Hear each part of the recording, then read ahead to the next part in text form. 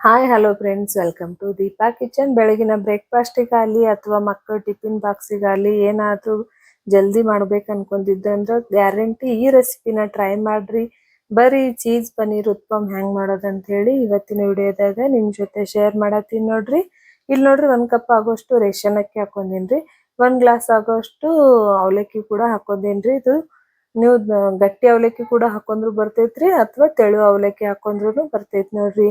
ಇವಾಗ ಇದು ತೊಳೆದಿನಲ್ರಿ, ಇದಕ್ಕೇನ್ ಮಾಡುಮ್ರಿ, ಫ್ರೆಶ್ ಆಗಿರುವಂತ ಮಜ್ಜಿಗೆ ಹಾಕೋಬೇಕು ನೋಡ್ರಿ. ನಿಮ್ ಕಡೆ ಮಜ್ಜಿಗೆ ಇತ್ತಂದ್ರ ಹಾಕೋರಿ, ಇಲ್ಲಂದ್ರ ಮೊಸರು ಕೂಡ ಹಾಕೊಂಡ್ರ ಬರ್ತೈತಿ ನೋಡ್ರಿ. ಎರಡರಾಗ ಒಂದಂತ್ರು ಹಾಕೇಬೇಕ್ರಿ. ಅವಾಗ ಮಾತ್ರ ನಮ್ಗೆ ದೋಸೆ ಅನ್ನೋದು ಸೂಪರ್ ಟೇಸ್ಟಿಯಾಗಿ ಬರ್ತೈತ್ರಿ.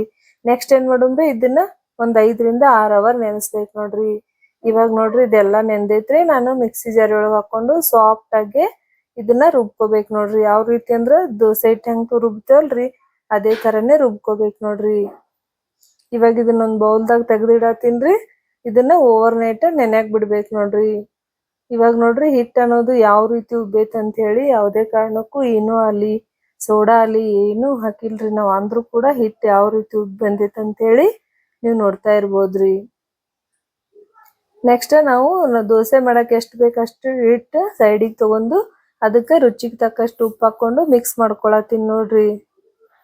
ಒಮ್ಮೆ ಉಪ್ಪು ಹಾಕಿಡೋದ್ರಿಂದ ಹುಳಿ ಬರ್ತೈತ್ರಿ ಹಿಟ್ಟು. ಅದಕ್ಕಂತೇಳಿ ಎಷ್ಟು ನಮಗ್ ಬೇಕಾಗ್ತದಲ್ರಿ ಅಷ್ಟೇ ಹಿಟ್ಟು ತಗೊಂಡು ಉಪ್ಪು ಹಾಕೊಂಡು ಮಿಕ್ಸ್ ಮಾಡ್ಕೋಬೇಕ್ರಿ. ನೆಕ್ಸ್ಟ್ ನೋಡ್ರಿ ಇಲ್ಲಿ ತವಾ ಒರೆಸಿ 1-2 ನಿಮಿಷ ತವಾ ಒರೆಸ್ಕೋಬೇಕ್ರಿ. ಅವಾಗ ಸ್ವಲ್ಪ ಹಿಟ್ಟು ಹಾಕೊಂಡು ಸಣ್ಣ ಸಣ್ಣ ದೋಸೆ ಹಾಕೋಬೇಕ್ರಿ. ತಪ್ಪ ಸೈಜ್ಗಿಂತ ಬಿ ಸ್ವಲ್ಪ ಸಣ್ಣ ಇರ್ಬೇಕ್ರಿ. ಅದ್ರ ಮೇಲೆ ನಾನು ಸಣ್ಣದಾಗಿ ಕಟ್ ಮಾಡಿರುವಂತ ಟೊಮೆಟೊ, ಕೊತ್ತಂಬರಿ ಸೊಪ್ಪು ಮತ್ತ ತುರಿದಿರುವಂತ ಪನ್ನೀರ್ ಕೂಡ ಹಾಕೊಳತ್ತೀನಿ ನೋಡ್ರಿ. ಅದ್ರ ಜೊತೆಗೆ ಮೊಸರೆಲ್ಲ ಚೀಸ್ ಕೂಡ ಹಾಕೊಳತ್ತೀನ್ರಿ. ಇವಾಗ ಏನ್ ಮಾಡುಮ್ರಿ, ಇದನ್ನ 1-2 ನಿಮಿಷ ಲಿಡ್ ಕ್ಲೋಸ್ ಮಾಡಿ ಬೇಯಿಸ್ಕೋಬೇಕಾಗತ್ ನೋಡ್ರಿ. ಇವಾಗ ನೋಡ್ತಾ ಇರ್ಬೋದ್ರಿ ಚೀಸ್ ಅನ್ನೋದು ಯಾವ ರೀತಿ ಮೆಲ್ಟ್ ಆಗೈತೆ ಅಂತ ಹೇಳಿ. ಮಕ್ಳಿಗಂತೂ ಗ್ಯಾರಂಟಿ ಇಷ್ಟ ಆಗುತ್ರಿ ಈ ರೆಸಿಪಿ. ಯಾಕಂದ್ರ ನಾವು ಚೀಸ್ ಪನ್ನೀರ್ ಹಾಕೇವಲ್ರಿ, ಮಕ್ಳಿಗೆ ಚೀಸ್ ಪನ್ನೀರ್ ಅಂದ್ರೂ ಫೇವ್ರೇಟ್ ಇದ್ದೇ ಇರ್ತೈತ್ರಿ.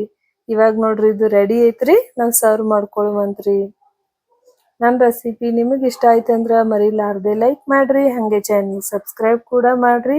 ಅದೇ ರೀತಿ ಈ ರೆಸಿಪಿ ಒಂದ್ಸರ್ತಿ ಈ ವಿಧಾನದಾಗ ಟ್ರೈ ಮಾಡಿ ನೋಡ್ರಿ, ಹೆಂಗ್ ಬರ್ತೈತೆ ಅಂತ ಹೇಳಿ ಕಮೆಂಟ್ ಕೂಡ ಮಾಡ್ರಿ.